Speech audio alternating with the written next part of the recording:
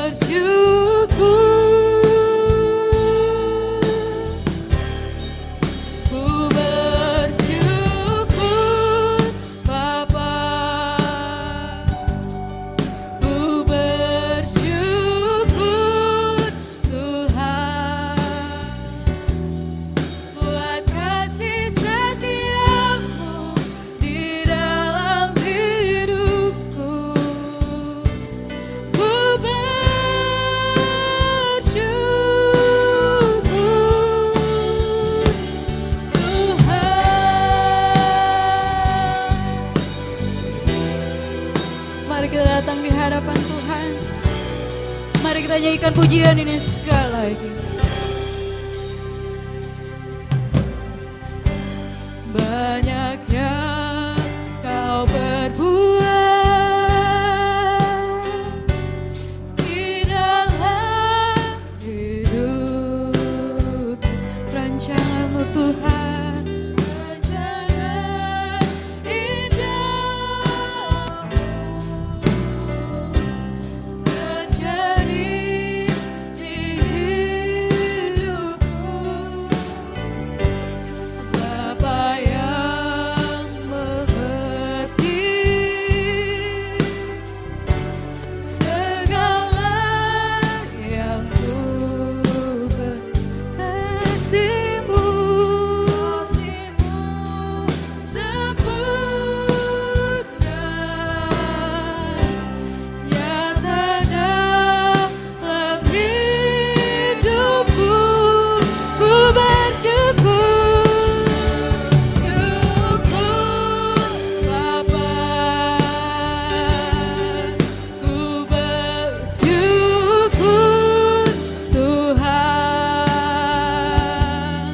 Buat kasih setiamu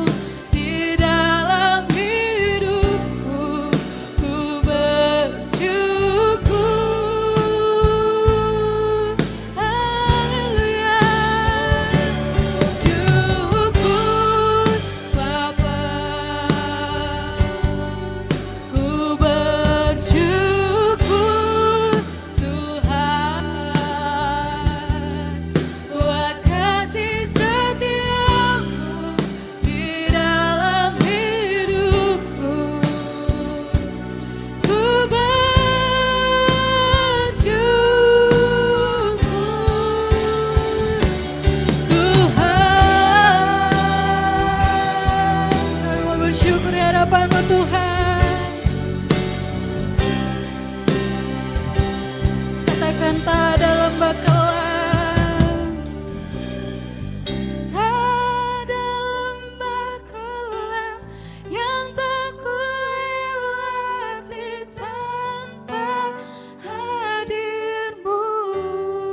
Hatiku takkan gentar, hatiku takkan gentar, sebab ku tahu tangan-Mu yang menopangku. Tak ada lembah kelam, tak ada lembah kelam yang tak kulewati tanpa hadir-Mu. Haleluya. Hatiku takkan gentar, sebab ku tahu tangan-Mu yang menopangku. Kaulah Yesus, Kaulah Yesus, Kaulah Tuhan, hanya Kau ku percaya.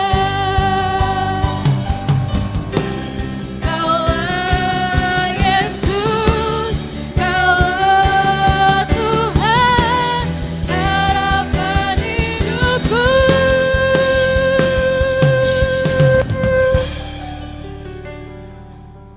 Mari saat ini kita datang di hadapan Tuhan, teman-teman.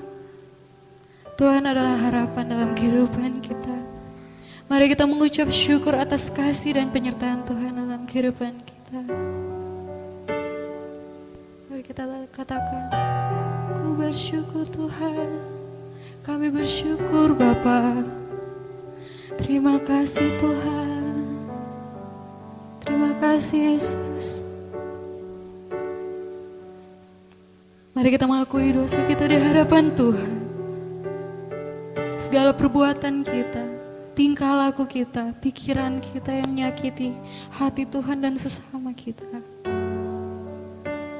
Mari kita menyembah Dia lebih dan lebih lagi melalui doa kita, pujian kita, hati kita di hadapan Tuhan. Mari kita katakan bersama-sama di hadapan Tuhan, kami bersyukur Bapa. Bersyukur Tuhan, terima kasih Tuhan buat kasih setia-Mu di dalam hidup kami. Kami mau bersyukur Tuhan.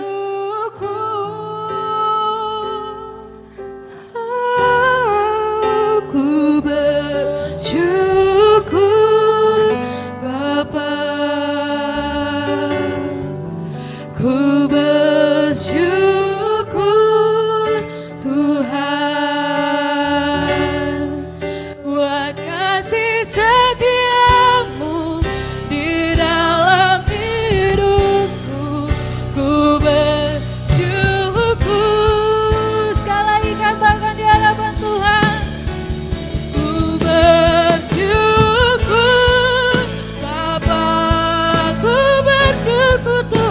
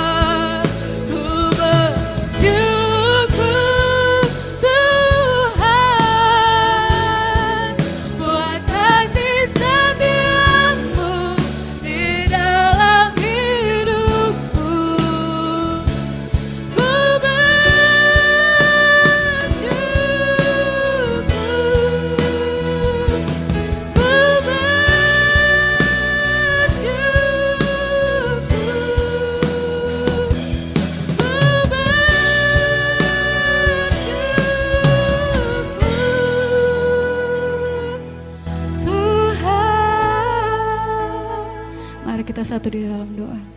Allah Bapa kami yang dalam kerajaan surga ini kami ya Tuhan, dengan segala kerendahan hati dan pikiran kami ya Tuhan. Kami mau bersatu hati di hadapan-Mu Tuhan. Kami mau mendengarkan firman-Mu, kami mau memuji memuliakan nama-Mu ya Tuhan. Biarlah hati kami siap untuk mendengarkan firman Tuhan, pemberitaan firman Tuhan, diskusi tentang firman Tuhan. Tuhan berkati hati kami, kesiapan kami. Kami mau serahkan semuanya hanya ke dalam tangan-Mu ya Bapa, karena ya dalam nama Tuhan Yesus Kristus kami sudah berdoa. Haleluya, amin. Shalom teman-teman, sebelum kita memulaikan question and answer pada malam hari ini, kita akan berdoa terlebih dahulu. Mari kita satu dalam doa. Bapa kami yang dalam kerajaan surga, terima kasih Tuhan untuk setiap hal yang sudah Engkau lakukan dalam kehidupan kami. Dan saat ini ya Tuhan, kami mau memulaikan question and answer. Kami akan berdiskusi ya Tuhan. Tuhan berkati kami, biarlah Tuhan menolong kami ya Tuhan pada malam hari ini. Inilah yang menjadi doa dan permohonan kami ya Bapa, karena dalam nama Tuhan Yesus Kristus kami sudah berdoa dan ucap syukur. Haleluya, amin. Oke, shalom. Oke, shalom teman-teman di rumah. Iya, kali ini Gerakan Pembawa Sul Korup 1 Palu memiliki satu program terbaru. Minggu kemarin sudah disebar pamfletnya, yaitu program kegiatan question and answer. Jadi Gerakan Pembawa Sul Korup 1 Palu membuka sesi pertanyaan buat teman-teman yang akan dijawab oleh narasumber yang sudah ada bersama-sama dengan saya pada malam hari ini. Narasumbernya datang dari jauh-jauh tempat kayaknya. Ya, jadi pada malam hari ini kita mau perkenalan dulu sebelum lanjut ke question and answer. Jadi kita mau perkenalkan satu-satu dulu narasumber kita pada saat ini. Saya akan mulai dari sebelah kiri saya. Saya persilakan Bapak. Oke, selamat malam teman-teman yang menyaksikan streaming ini. Nama saya Happy Manansang, saya Ketua Gerakan Pembawa Sul Korup 1 Palu. Oke, Mbak. Ya, selamat malam untuk teman-teman semua. Nama saya Bella Kristi Dewantari, tapi teman-teman bisa panggil saya Isti. Saya Bendahara Gerakan Pembawa Sul Korup 1 Palu. Alright. Oke, selanjutnya. Cik. Oh, ada. Oke, halo semua teman-teman yang di rumah aja. Kalian tidak bosankah bertemu saya terus setiap minggu? Nama saya Meiska Nadia Andini Ralampi, tapi teman-teman bisa panggil Memes saja. Itu saja mungkin, apa lagi? Oh, jabatan apa? Ya, jadi saya di GPS Korup 1 Palu, saya dipercayakan puji Tuhan sebagai sekretaris. Ya, mungkin itu saja, terima kasih. Ya, selamat malam teman-teman GPS yang ada di rumah. Saya harap juga teman-teman tidak bosan lihat saya, karena sebelum ibadah GPS online, saya juga sering di ibadah GPS ini, dan minggu lalu saya juga ada di tempat ini. Perkenalkan, nama saya Edwin Lamano, biasa dipanggil Ewin. Saya tidak tahu jabatan saya apa ya. Calon kandidat. Oke, teman-teman, sekian perkenalan dari saya. Saya kembalikan kepada moderator kita malam hari ini. Oke, thank you buat teman-teman yang sudah memperkenalkan dirinya masing-masing.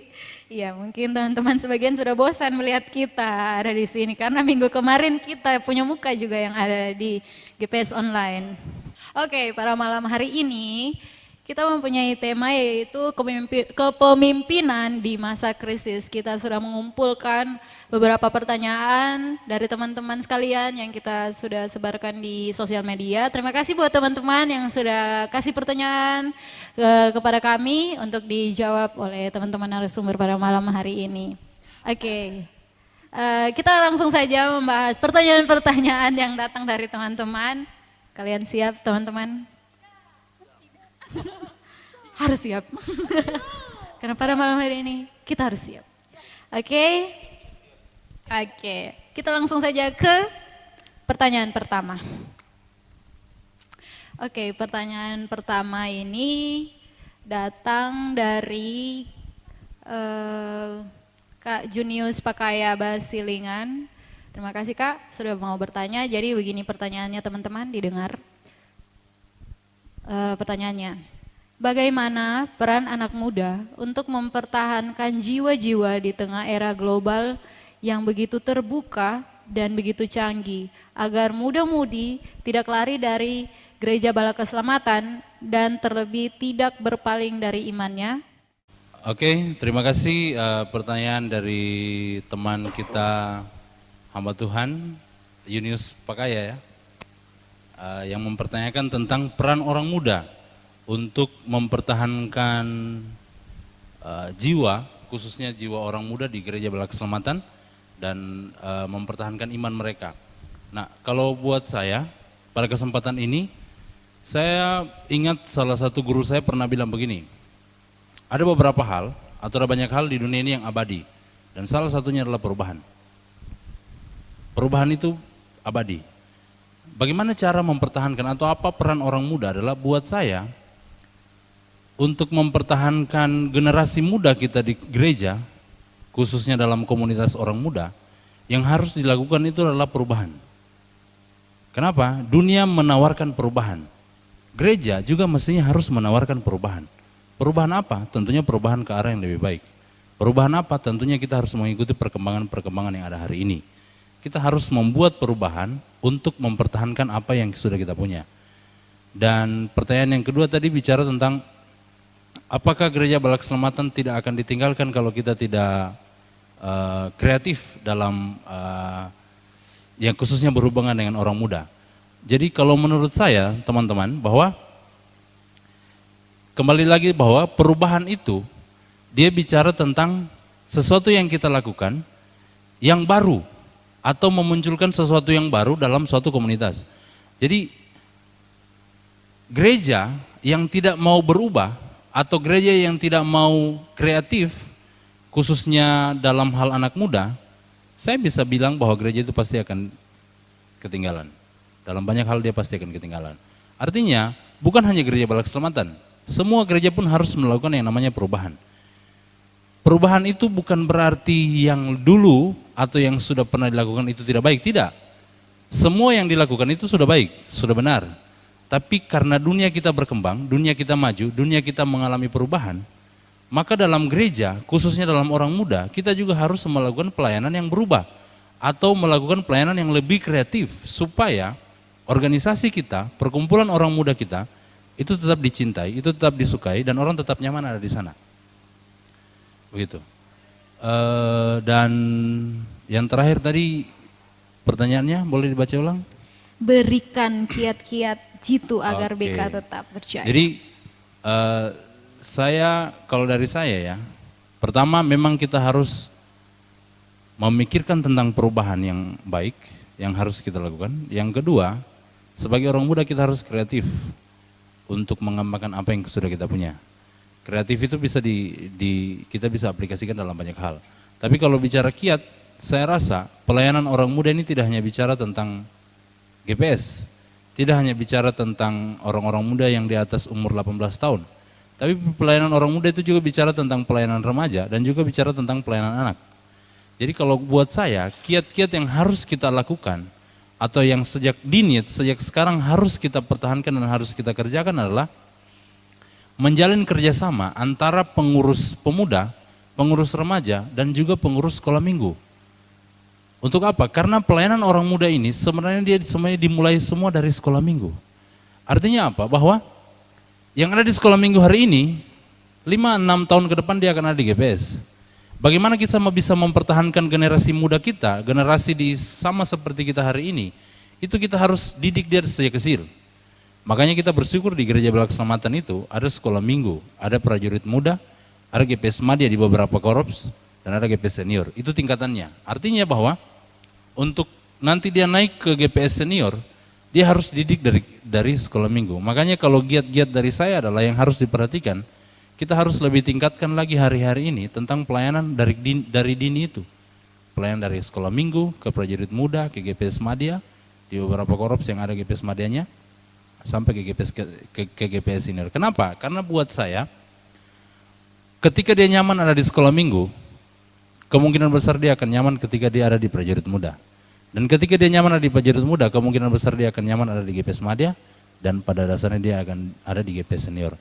Dan yang paling penting, mungkin yang terakhir dari saya untuk jawaban pertanyaan ini, sebentar mungkin masih kita bisa jawab lagi adalah, yang harus kita lakukan hari-hari ini adalah perkuat pengajaran iman, perkuat pengajaran Alkitab. Artinya GPS, Gerakan Pembawa Suluh, harus lebih rajin belajar Alkitab, harus lebih rajin belajar hal-hal yang lebih baik.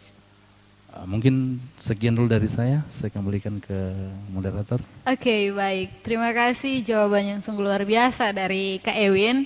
Semuanya sudah terjawab. Mantap, mantap. Yeay.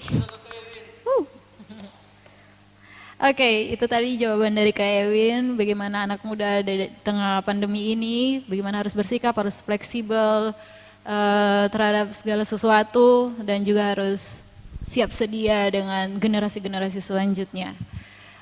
Saya mau ingatkan kembali buat teman-teman, tema kita kali ini kan bahas tentang kepemimpinan. Jadi yang kami maksud di sini mengenai kepemimpinan adalah kepemimpinan dalam lingkup anak muda. Oke, jadi bahasanya di lingkup pelayanan anak muda seperti GPS, kita GPS seperti itu. Jadi bukan di luar itu. Jadi kita bahas malam ini kepemimpinan anak muda di masa pandemi, di masa krisis ini. Kita lanjut ke pertanyaan selanjutnya. Pertanyaan selanjutnya ini datang dari Kak Deitri Moyo Hohoy. Langsung saja saya bacakan pertanyaannya, yaitu bagaimana strategi menjadi pemimpin yang melayani dan terus berkembang kreatif, inovatif, dan berintegritas di masa sulit ini.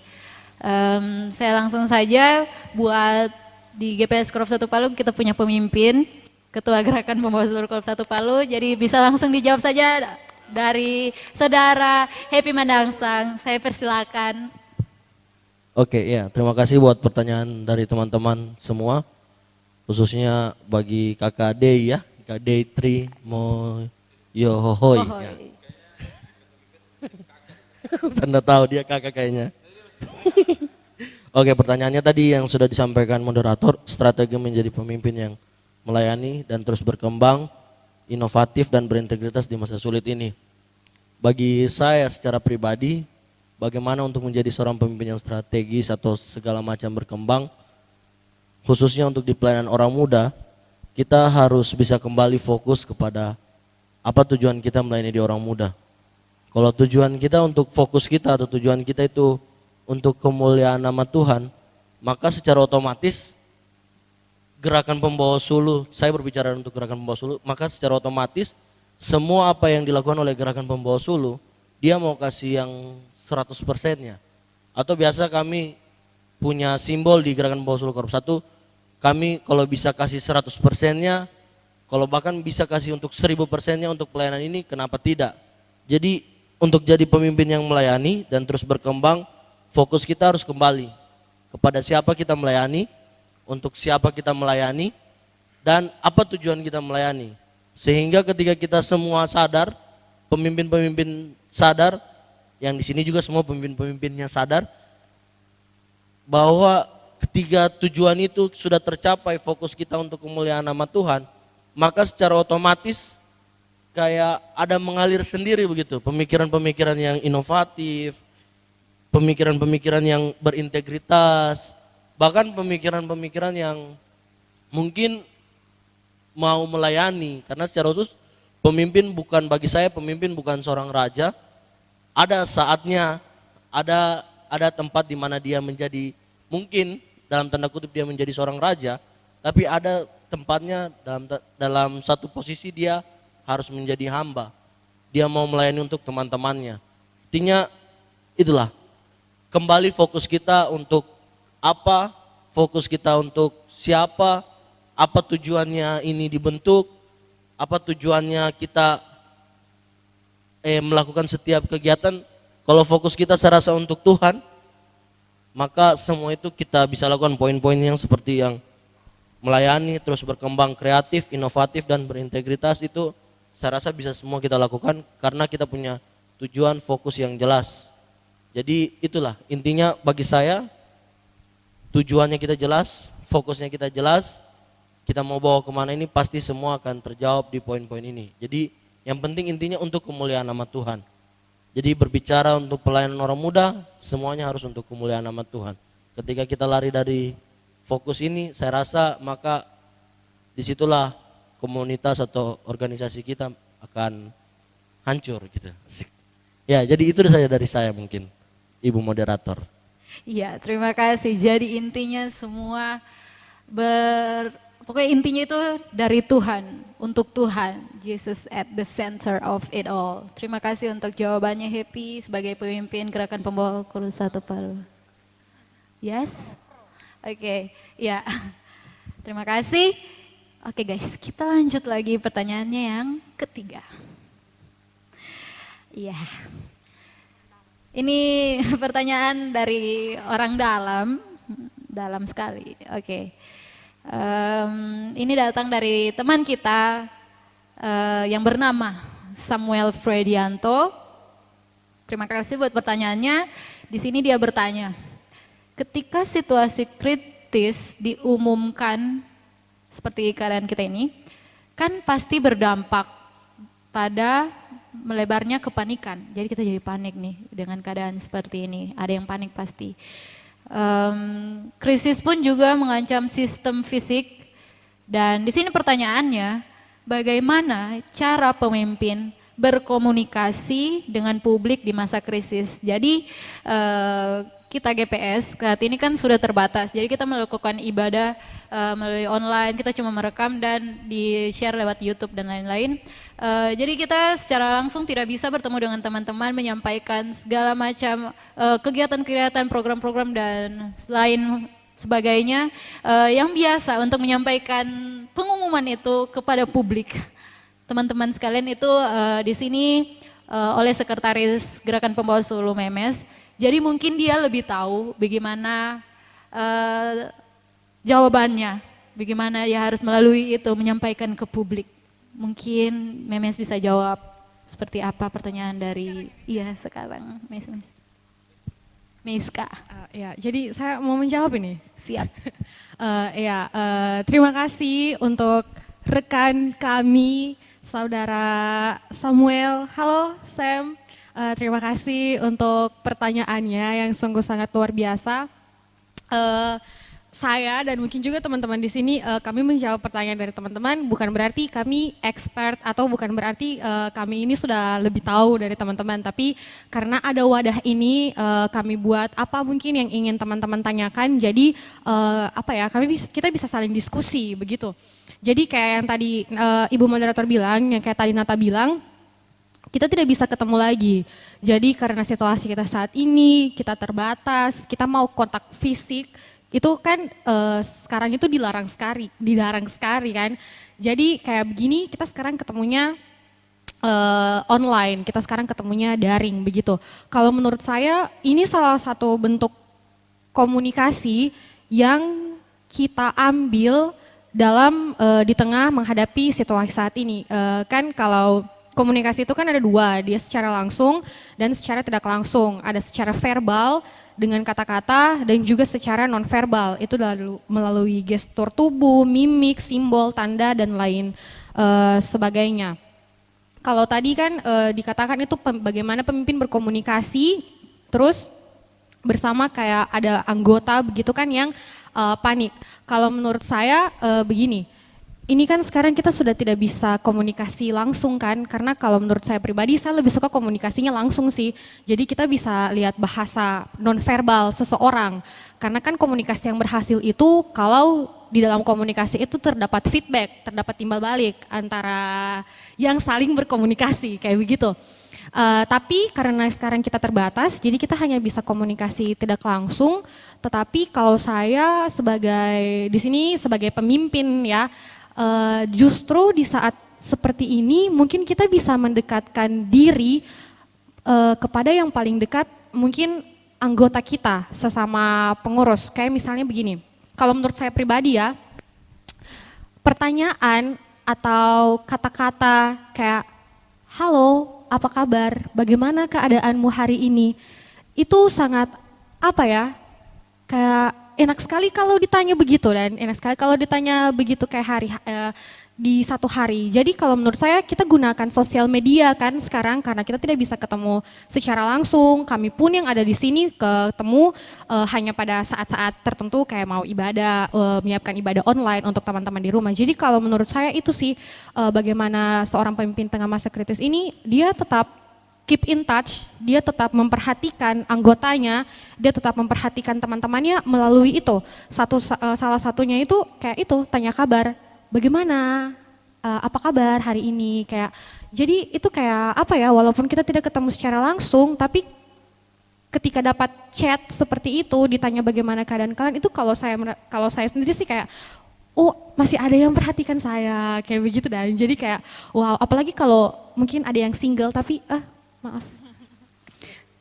Tidak, saya tidak menyebut siapa yang single kan, maksud saya begitu, maksudnya kayak ada yang perhatikan kayak begitu kan. Jadi di situ kan terus bisa sharing. Jadi bisa sharing, bisa ditahu bagaimana situasi kondisinya anggota, dia bisa sharing. Oh Kak, misalnya Kak Happy, Kak saya panik begini, saya tidak bisa begini. Nah di situ kan Happy bisa sharing. Oh iya harus tenang deh, tidak apa-apa, semua ini pasti berlalu kok kayak begitu kan. Jadi malah bisa menambah apa ya, kayak rasa kayak kedekatan begitu di antara.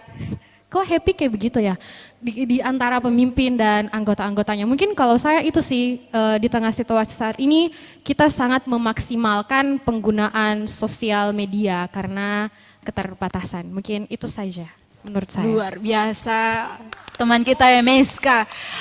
FYI dia ini sedang menempuh pendidikan di bagian ilmu komunikasi. Dia akan segera sarjana, amin. Terima kasih Meniska, tidak salah ya. Oke, tidak salah dia kuliah komunikasi.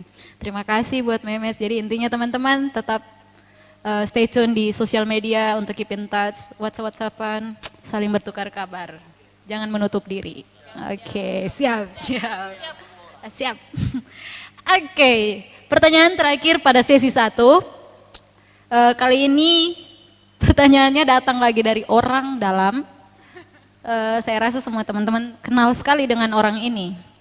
Iya, itu pertanyaan dari teman kita, saudara Kevin Manansang. Dari Kevin Manansang.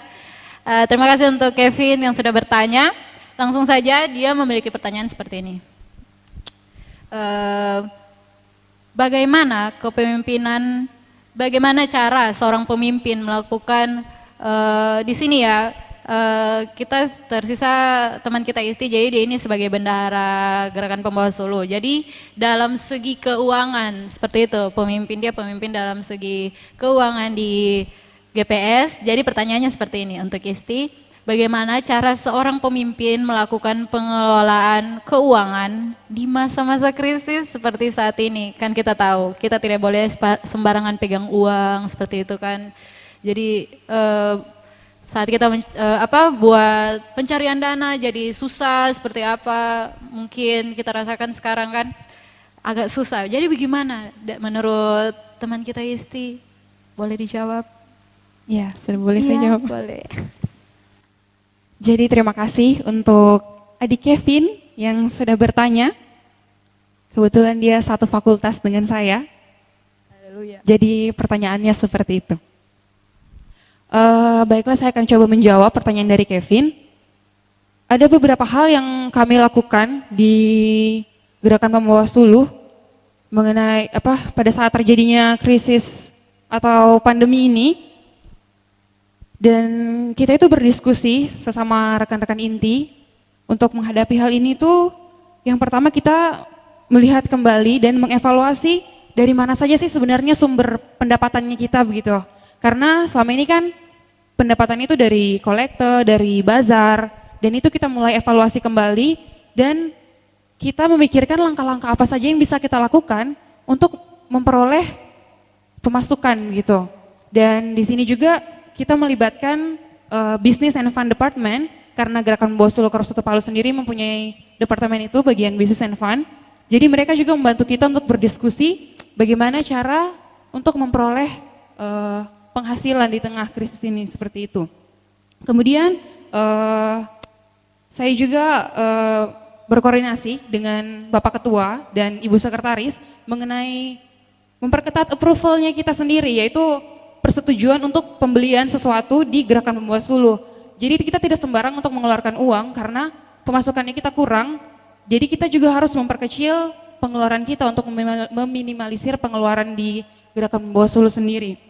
Kemudian juga kita membuat skala prioritas, yaitu kita harus memilih program-program apa saja yang harus kita jalankan di Gerakan Pembawa Suluh. Dan kita merevisi kembali program-program yang kita akan jalankan demi ya seperti tadi itu untuk meminimalisir pengeluaran. Jadi program apa saja sih yang penting untuk di masa pandemi ini, kayak kalau itu tidak terlalu penting dan tidak, itu kita akan keluarkan, dan program-program yang lain akan kita masukkan seperti program-program baru kayak ibadah online dan lain sebagainya. Itu akan kita masukkan dan kita pikirkan kembali bagaimana pendanaan untuk program-program tersebut. Dan kemudian yang terakhir, transparansi mengenai keadaan keuangannya kita saat ini. Transparansi di sini itu transparansi ke semua pengurus Gerakan Pembawa Suluh Korps 1 Palu. Dan puji Tuhannya, saya itu berada di kepengurusan Gerakan Pembawa Suluh Korps 1 Palu. Yang saya syukuri itu adalah semua pengurus itu adalah semua pengurus yang optimis untuk melakukan pencarian dana. Mereka tidak pernah pesimis masalah dana. Mereka itu selalu yakin kalau kita tidak akan pernah berkekurangan, karena Tuhan pasti cukupkan. Pikirkan saja program yang akan kalian jalankan, pasti Tuhan cukupkan. Jadi itu suatu kesyukuran saya berada di Gerakan Pembawa Suluh Korps 1 Palu. Jadi seperti itu untuk jawaban saya, terima kasih. Terima kasih banyak, jawabannya sangat-sangat memuaskan dari bendahara kita. FYI lagi, dia memang kuliah di bagian ekonomi, betul kan? Iya. As soon as possible dia akan sarjana juga. Oke, amin. Itu tadi jawaban-jawaban yang sudah dipaparkan oleh teman-teman narasumber pada sesi pertama. Terima kasih buat teman-teman yang sudah bertanya, yang sudah membuat kami semua yang ada di sini deg-degan karena cukup berat juga memang pembahasannya. Kita mau break dulu teman-teman. Oke, kita mau break untuk ke sesi kedua. Kita patut mengucap syukur di hadapan Tuhan. Teman-teman di rumah boleh mengucap syukur di hadapan Tuhan. Amin. Amin. Oke, kita masih memuji muliakan nama Tuhan. Kita nyanyikan pujian bersama-sama. Ku naikkan syukurku. Mari kita nyanyikan pujian ini bersama-sama. Mari kita bertepuk tangan. Mari kita katakan, kasih yang begitu besar, lebih kuat dari dosa. Amin. Kasih yang menemukanku, selamatkan dan pulihkanku. Ku naikkan syukurku, ku tak akan berhenti memuji, meninggikan namamu selalu.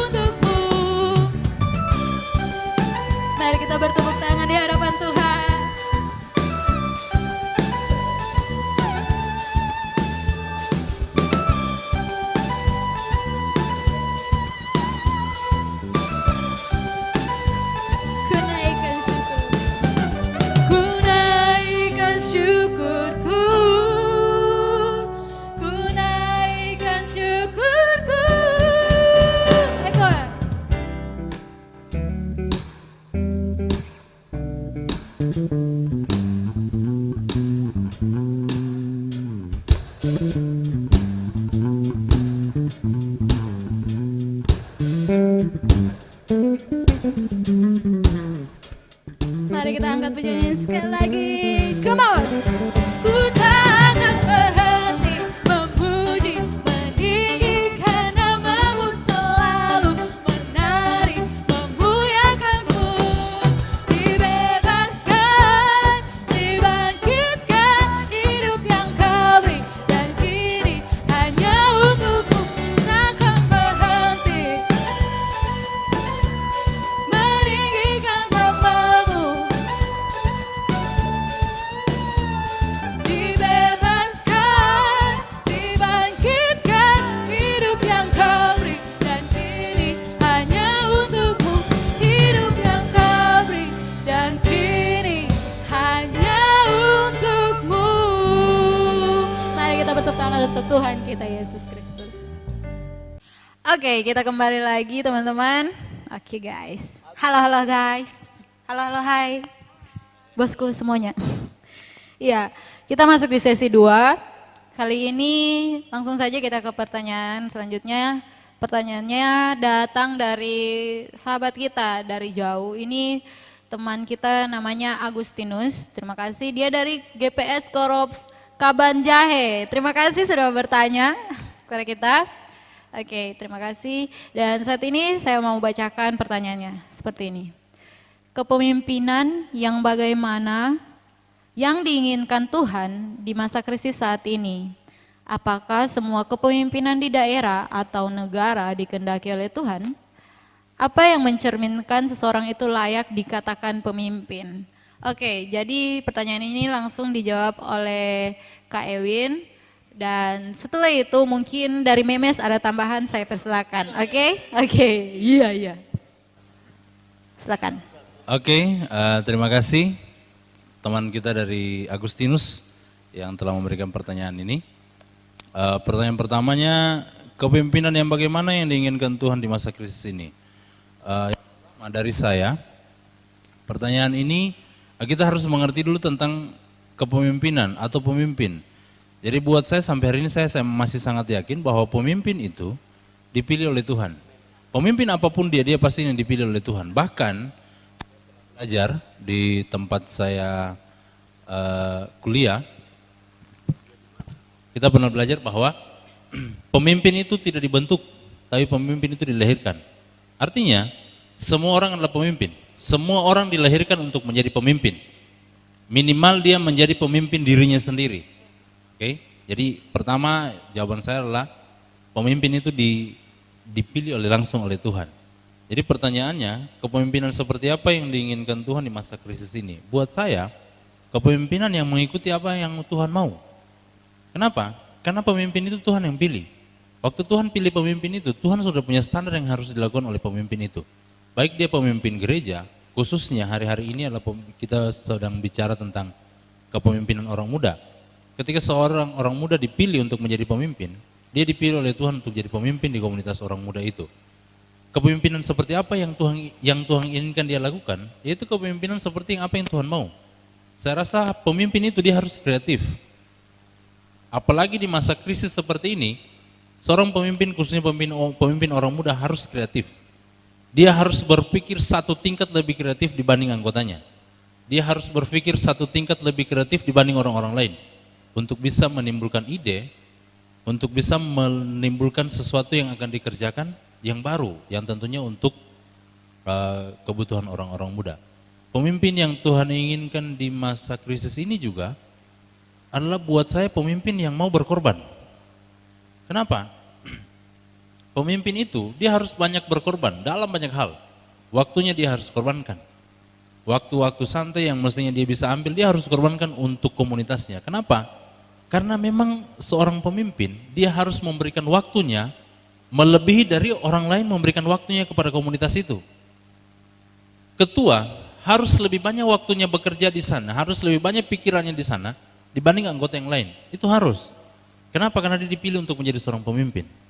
Dan yang terakhir bagi saya, dari pertanyaan yang ini, tentang kepemimpinan yang diinginkan Tuhan di masa krisis adalah pemimpin yang takut Tuhan. Itu yang paling penting. Kenapa? Pemimpin itu dipilih oleh Tuhan untuk menjadi takut kepada Tuhan. Artinya untuk mengikuti semua apa yang Tuhan mau. Nah teman-teman yang diberkati Tuhan, teman kita Agustinus juga yang bertanya. Pertanyaan yang keduanya sana berkata demikian. Apakah semua kepemimpinan di daerah atau di negara dikehendaki oleh Tuhan? Buat saya, semua pemimpin itu dikehendaki Tuhan karena Tuhan yang pilih pemimpin itu.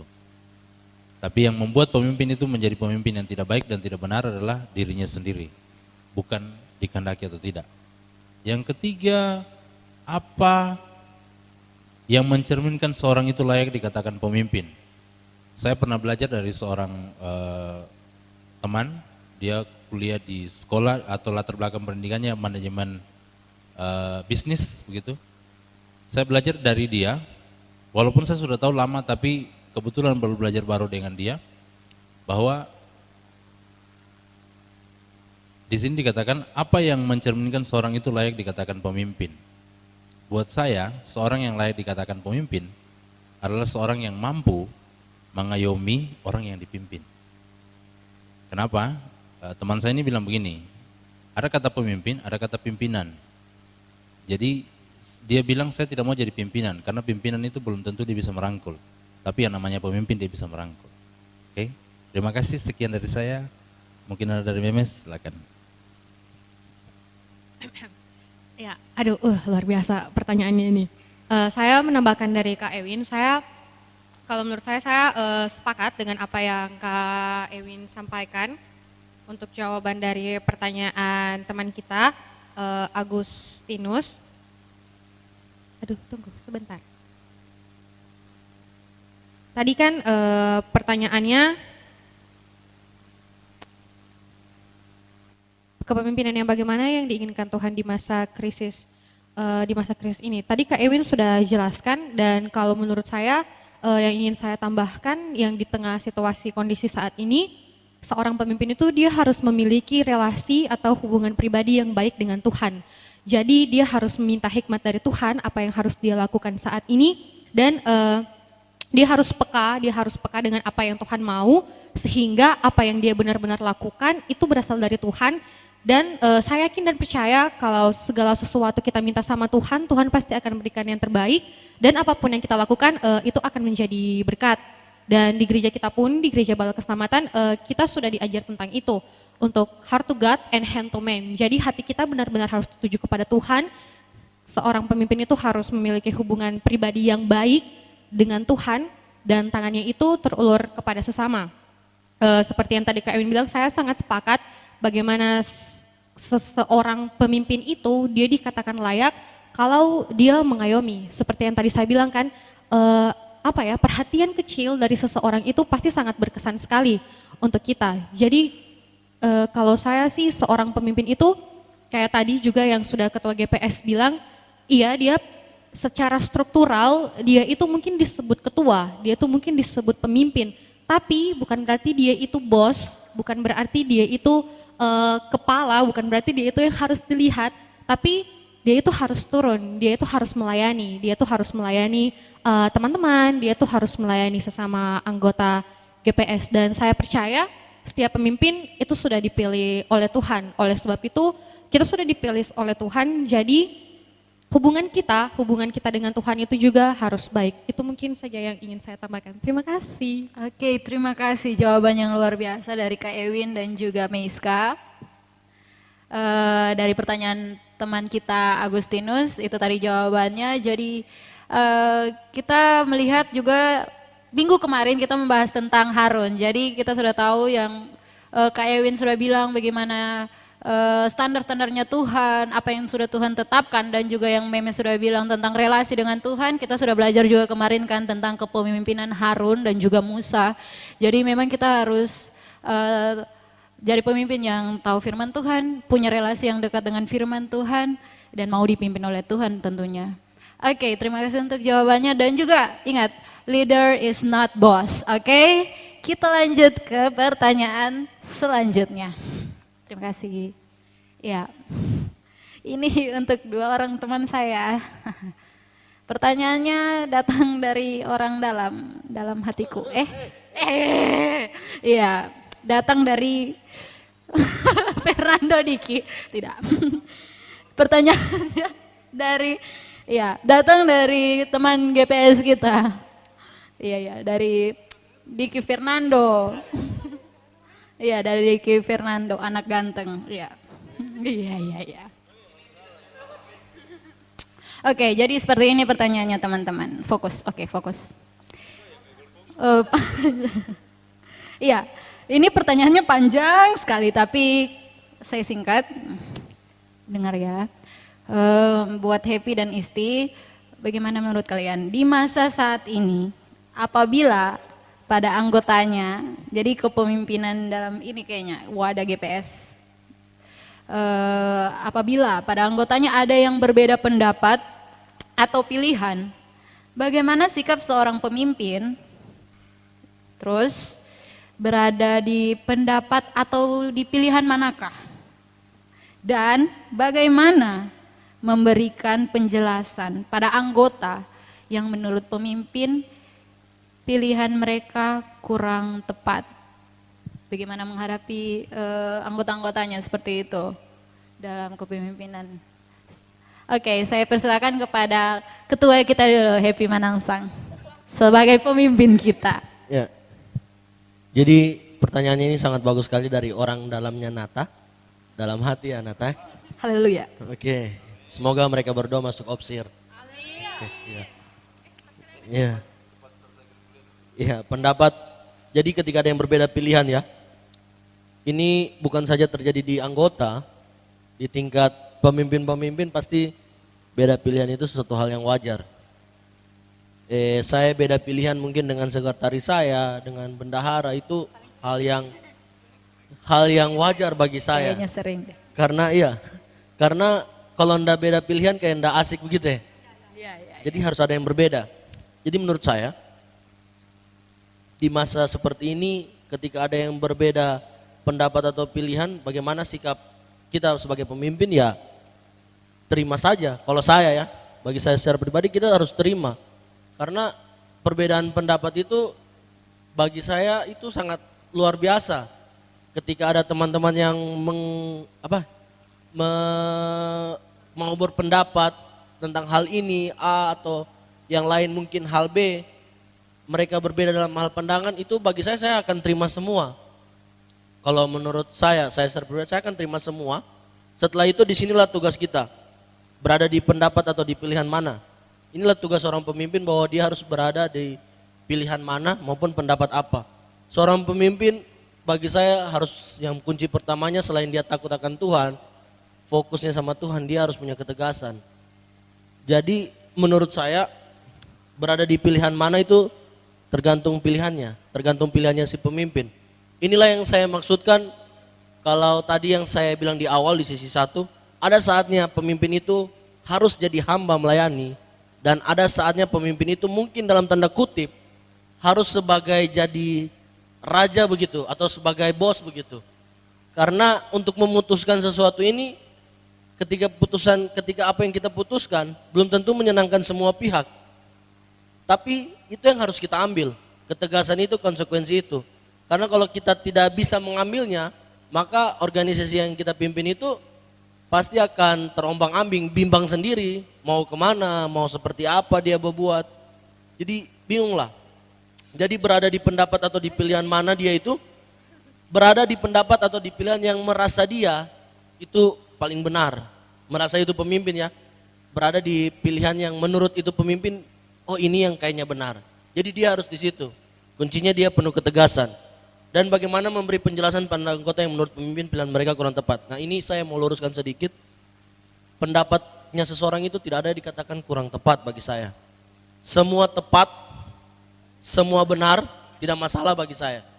Karena dia mungkin berbeda dengan saya. Cuman yang menjadi titik tolaknya kita, titik ukurnya kita, bahwa seorang pemimpin harus berada satu tingkat di atas anggotanya, itu wajib.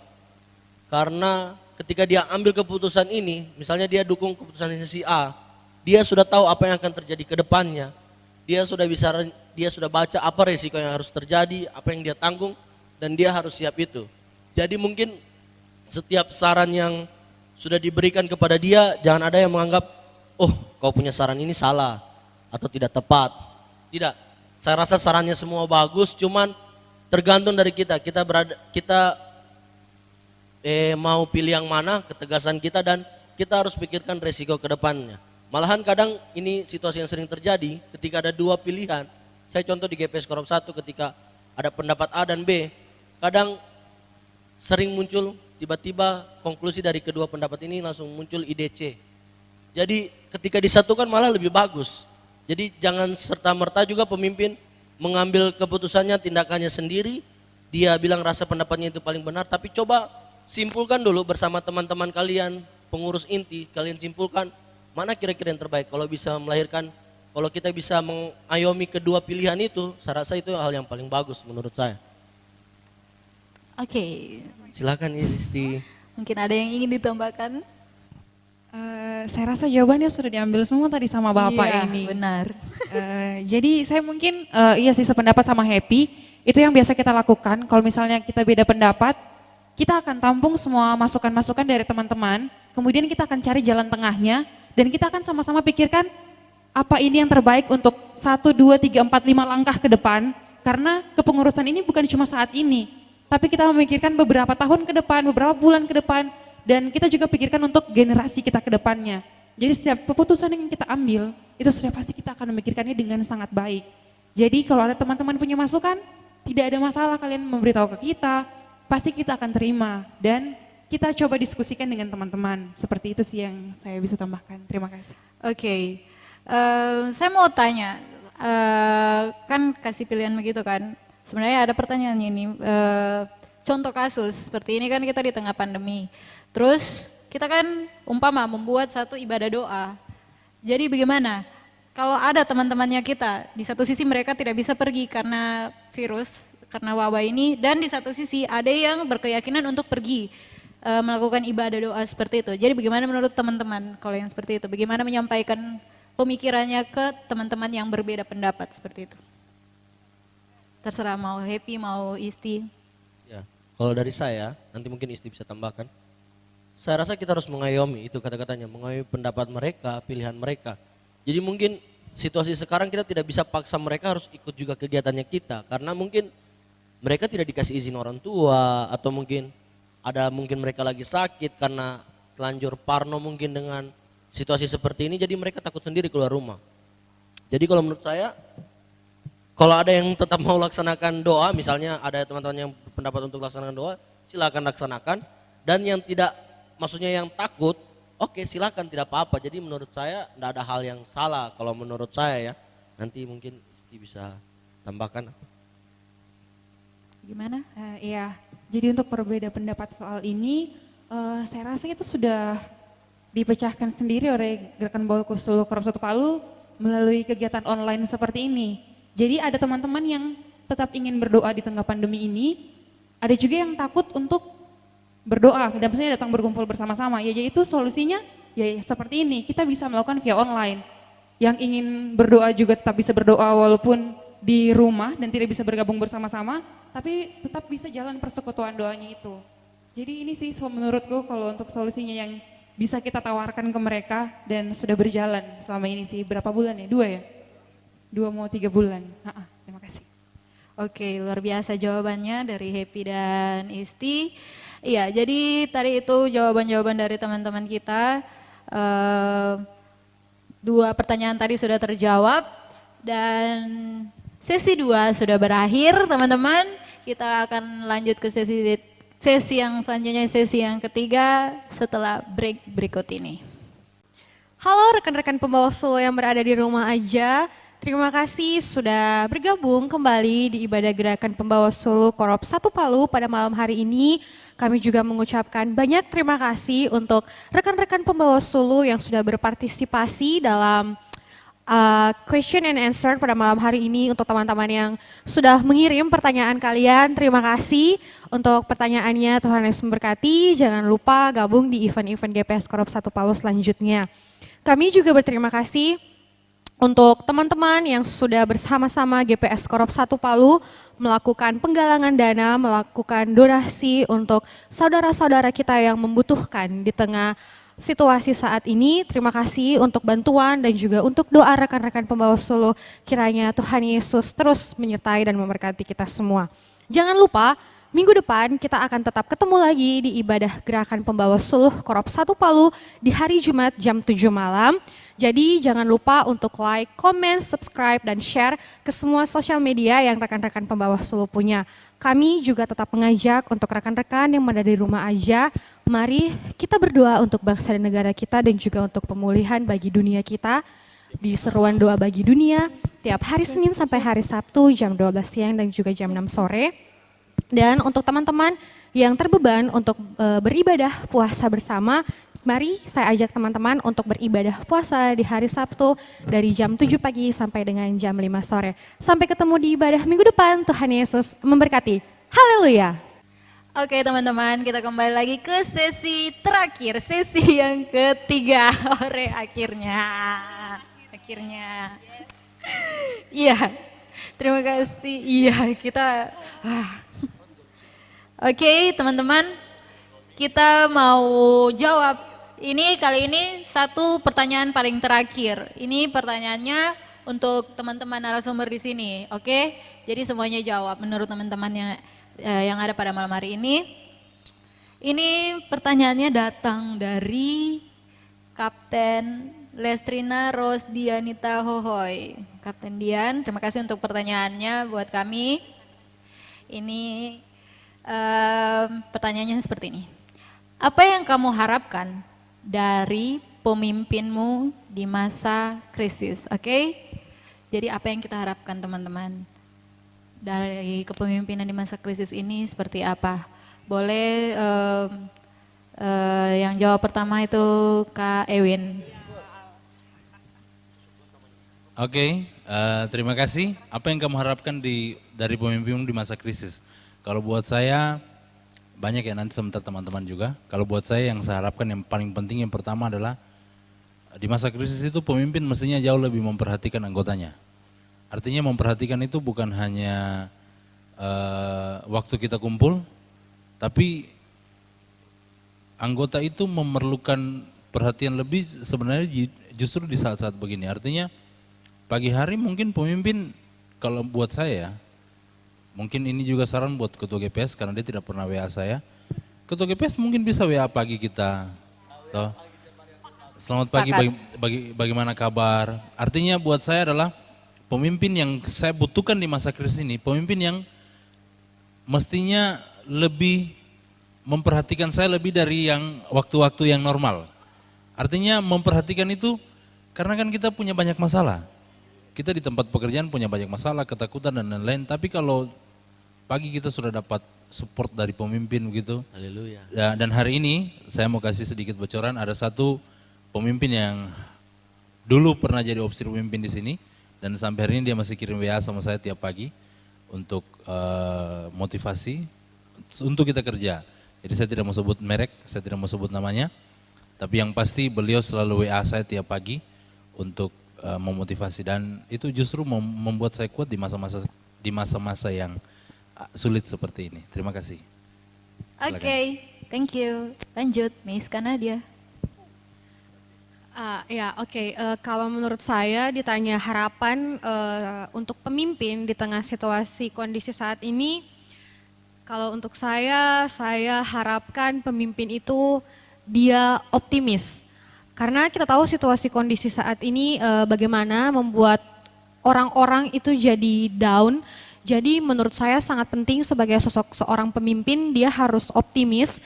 Jadi dia itu kayak apa ya, dia tuh menyemangati, dia tuh memberikan dampak, memberikan efek positif yang baik untuk rekan-rekannya, untuk orang-orang di sekitarnya. Jadi supaya ayo kita optimis, kita sama-sama pasti bisa kita lalui ini sama-sama. Jadi kalau menurut saya itu sih pemimpin yang optimis itu perlu sekali. Supaya kita positive thinking terus. Yes, positive thinking. Oke, selanjutnya Happy. Enggak kok, variasi. Oke, ya. Jadi ya mereka bertiga ini teman ya. Jadi mereka terserah mereka ngatur. Jadi pemimpin di tengah masa krisis. Tadi teman-teman sudah jawab semua, saya rasa saya juga sepakat dengan apa yang jawaban mereka. Cuman yang ada satu gambaran baru bahwa masa krisis bukan hanya ketika pandemi ini. banyak masa krisis sebagai pemimpin-pemimpin orang muda kita lewati. Contoh yang paling nyata, paling real itu kadang kalau kita sudah bentuk kepanitiaan. Yang namanya kepanitiaan, entah itu kepanitiaan apapun, pasti disitulah masa krisisnya kita. Krisisnya kenapa? Karena ya begitu banyak nanti masalah dan tantangan yang akan datang. Segala macam ide-ide kreatif itu luar biasa muncul. Tapi kadang khusus untuk pekerjaan atau pelayanan orang muda, kita bisa beride kreatif segala macam, semua kita sudah pikirkan untuk kemuliaan nama Tuhan. Cuman kadang memang masa krisisnya itu ketika kita bicara soal dana. Jadi untuk soal pendanaan itu kadang, di situ betul-betul masa krisis. Jadi teman-teman untuk pemimpin-pemimpin orang muda di masa-masa krisis seperti itu, kembali yang saya mau bilang, untuk GPS Korup 1 punya sebuah sebuah moto atau motivasi atau apalah begitu yang tertanam dalam diri kita semua pengurus, bahkan semua anggota-anggota adik-adik semua, bahwa ketika kau melakukan untuk pekerjaan Tuhan, maka lakukan saja yang terbaik, nanti biar sisanya kerjaannya Tuhan yang kerjakan. Jadi semaksimal mungkin kau kerjakan apapun itu yang kau bisa di tengah-tengah masa krisis itu, entah itu untuk pencarian dana, buat segala macam sesuatu yang ide-ide kreatif, lakukan saja. Nanti pasti ketika kau terkendala, ada bagiannya Tuhan yang kerjakan itu. Tuhan bilang, mungkin kau tidak bisa untuk bingung untuk bagaimana cari jalan ke tengahnya ini, keluarnya, kau mungkin sudah buntu dan kau butuh Tuhan di situ. Pasti Tuhan yang akan kerjakan bagiannya. Jadi bagi saya itu fokus sama pemimpin itu, selain yang sudah disebutkan dua teman saya, dia harus fokusnya utamanya untuk kemuliaan nama Tuhan sih. Kalau dia sudah bisa fokus untuk kemuliaan nama Tuhan, maka di tengah masa krisis pun, sekalipun itu susah bagi dia, maka dia tetap akan berusaha yang terbaik. Itu saja sih menurut saya. Oke, jelas. Isti. Iya, jadi kalau di sini apa yang kamu harapkan dari pemimpin di masa krisis? Jadi teman-teman yang lainnya sudah jawab semuanya. Saya di sini mungkin agak berbeda. Kalau yang lain itu harapan untuk pemimpin dan mereka sudah sampaikan. Kalau saya di sini ingin teman-teman yang menonton, teman-teman semua yang menonton, kalau teman-teman rasa ada yang harus diperbaiki dari kami, silakan teman-teman hubungi kami. Silakan teman-teman hubungi Instagram Gerakan Bawaslu Korup 1 Palu atau WhatsApp Gerakan Bawaslu Korup 1 Palu, juga teman-teman bisa sampaikan apapun yang teman-teman ingin sampaikan. Misalnya teman-teman ingin mengkritik kami atau memberikan masukan, teman-teman bisa kok, bebas, tidak perlu takut, dan itu pasti akan kami dengarkan dan akan kami tampung. Karena seorang pemimpin yang baik itu menurut saya adalah pemimpin yang siap untuk dikritik. Jadi teman-teman silahkan, jangan takut untuk mengkoreksi kami, teman-teman pengurus semuanya juga, kami pasti siap untuk menampung apa yang kalian sampaikan untuk kami. Itu sih kalau dari saya, terima kasih. Saya sangat sepakat dengan perkataan teman saya Isti. Oke, jadi teman-teman bisa dengar tadi kan seperti apa. Jadi teman-teman, itu tadi harapan-harapan yang sudah disampaikan teman-teman narasumber kita pada malam hari ini. Dan kita sudah membahas begitu banyak hal tentang kepemimpinan di masa krisis. Banyak hal yang bisa kita dapatkan dari kegiatan question and answer pada malam hari ini. Saya harap teman-teman seperti itu juga di rumah. Terima kasih banyak buat teman-teman sudah mau mendengarkan pada malam hari ini. Saya harap teman-teman semua terberkati melalui kegiatan pada malam hari ini. Tetap sehat-sehat selalu. Terima kasih buat Kak Ewin, Miska Nadia, Istinilwan, dan Happy Manangsa malam hari ini sudah bergabung bersama-sama untuk membahas tema kita pada malam hari ini. Tuhan memberkati kalian semua. Terima kasih buat teman-teman semua. Kita akan berdoa. Pada malam hari ini saya mau serahkan doa penutup kita untuk Kak Ewin memimpin kita dalam doa. Oke, terima kasih teman-teman yang ada di rumah, juga teman-teman yang di tempat ini. Kita percaya acara ini bisa berjalan dari awal hingga pada akhirnya karena pertolongan Tuhan. Dan acara ini juga ide ini muncul dari teman-teman, dan saya percaya juga itu ide berasal dari Tuhan. Dan hari ini semuanya bisa berjalan karena pertolongan Tuhan juga. Dan mari kita mensyukuri semua itu dan kita percaya kegiatan kita malam hari ini pasti jadi berkat buat teman-teman yang ada di rumah, juga buat teman-teman yang lain yang mungkin tidak tergabung di GPS Korup 1 Palo tapi mengikuti kegiatan ini. Kami percaya Tuhan juga memberkati saudara semua. Kita akan kegiatan kita dengan doa, saya undang kita bangkit berdiri bersama-sama, kita akan berdoa. Kita satu dalam doa. Bapa kami di surga, terima kasih anugerah-Mu dalam hidup kami, terima kasih berkat penyertaan-Mu yang sempurna. Malam ini semua kegiatan kami, apa yang sudah kami rencanakan, dapat berjalan dengan baik semua karena kehendak Tuhan, semua karena rencana Tuhan, semua karena pertolongan Tuhan. Dan kami percaya Tuhan apa yang kami lakukan hari ini menjadi berkat buat kami, khususnya kami yang hadir pada malam hari ini dan juga teman-teman yang ada di rumah. Kami percaya semua kami yang mengikuti kegiatan ini pasti akan diberkati Tuhan. Khususnya kami sebagai orang-orang muda, masa depan kami percaya cerah karena masa depan kami ada dalam tangan Tuhan. Kami punya masa depan yang baik, kami punya masa depan yang terbaik yang Tuhan sudah siapkan buat kami. Tuhan terima kasih, kami akan kembali, kami akan berpisah. Kami percaya Roh Kudus-Mu akan selalu ada bersama dengan kami, dimanapun kami berada, dalam kondisi apapun, dalam situasi apapun, dalam ketakutan, kebahagiaan, sukacita, bahkan duka cita kami percaya Roh Kudus-Mu tetap ada bersama dengan kami. Terima kasih Tuhan, ini doa kami, ini hidup kami. Kami serahkan ke dalam tangan Tuhan kami, Yesus Kristus. Haleluya. Amin.